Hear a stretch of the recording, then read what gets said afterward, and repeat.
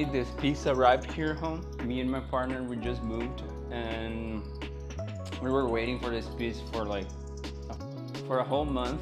And then, well, this actually has like a funny story to it. We were working in South Beach one day, and then we were like driving around, etc. And then I saw this like poster of this exhibition that happened here in Miami, and I sort of like convinced my partner to rip this poster from a construction site wall. It was like glued to the wall there, and then I said, you know what?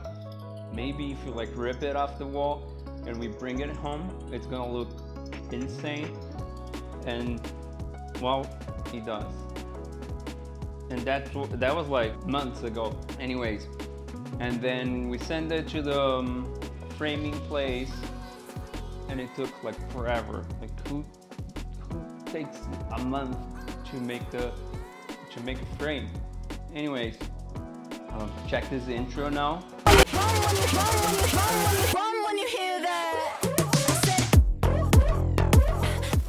Today I'm gonna go through footage comparisons. So what I'm gonna do is I'm gonna put some footage, some red footage, some R5 footage and some R5 footage, and I'm gonna set the white balance to the same numbers on the Canon cameras, use the same lenses, same angle, and I'm gonna show the comparison with basic color correction, nothing else. And well, let's do it.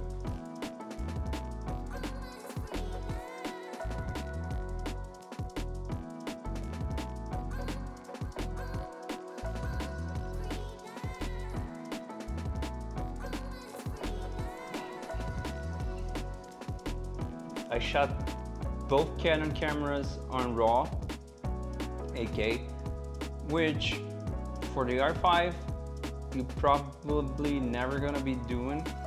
And well, the night fell, so I decided to run a quick underexposure situation to see how the red performs. Well, I shot both Canon cameras on RAW 8K and 4K at the highest quality.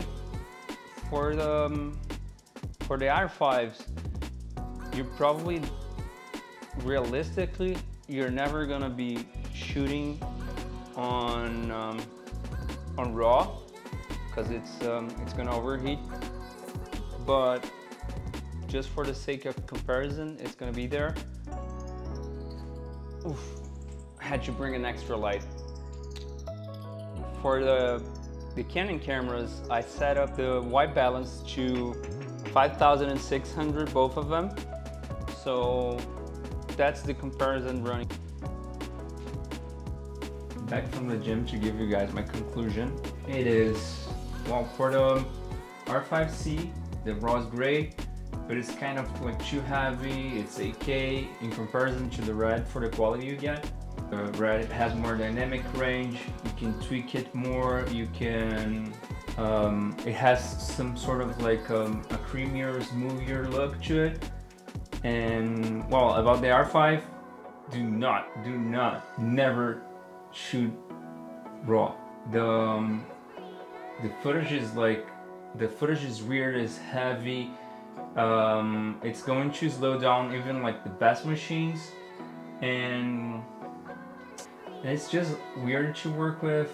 I mean, I had a lot of like issues working with the RAW footage. And well, about the 4K, so both the R5 and the R5C are great cameras for the 4K. Having them for a while now, I can say they are like really reliable. They'll give you like amazing footage. Just stick to the log footage and it's gonna be amazing.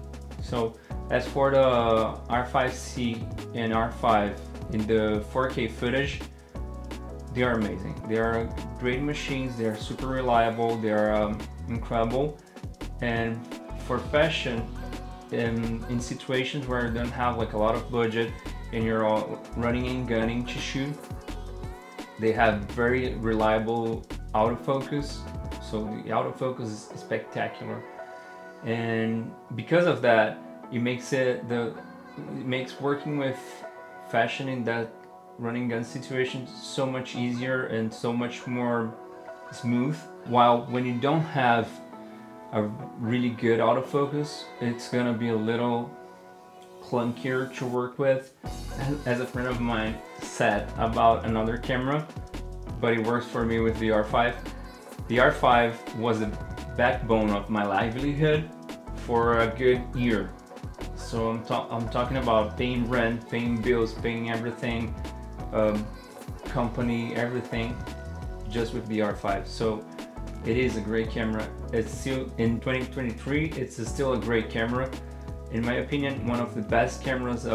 Talking about hybrid, in comparison, the R5C has a little bit better of color science, and the footage, you can tweak it more. It has a little bit more depth in the colors. The colors always look slightly better just out of the camera than the R5.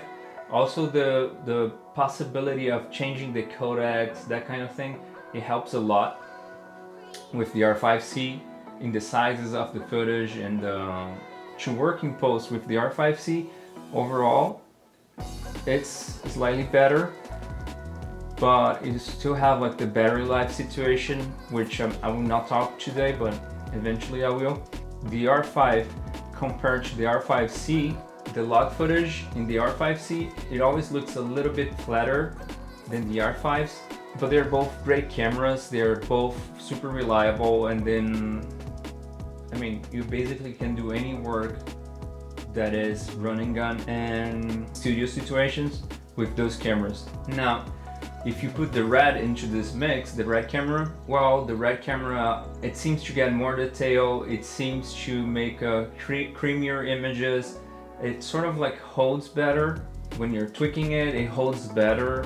It has more information. Even the grain that you get out of it, it looks better. But the red, when you think of low light circumstances, it is a very tricky camera to use compared to the Canon cameras. The Canon cameras, super easy in low light. The R5C even have dual native ISO, which I suspect the R5 also has.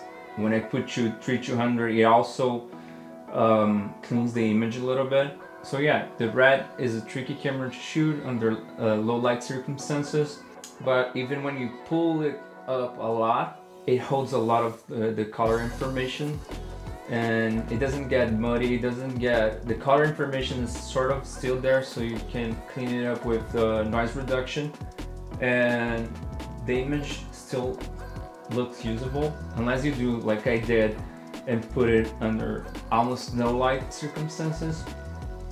It's gonna hold up really well. As far as the footage comparison goes, I wouldn't say I was 100% technical, but you can sort of see the differences there a little bit. In next videos, I'll go over some battery life situations and a full-on comparison with the R5 and R5C, color, battery life, etc., codecs. But for now, I guess that's it. Don't forget to subscribe, give it a like, thumbs up, whatever, etc. And if anything, hit me up.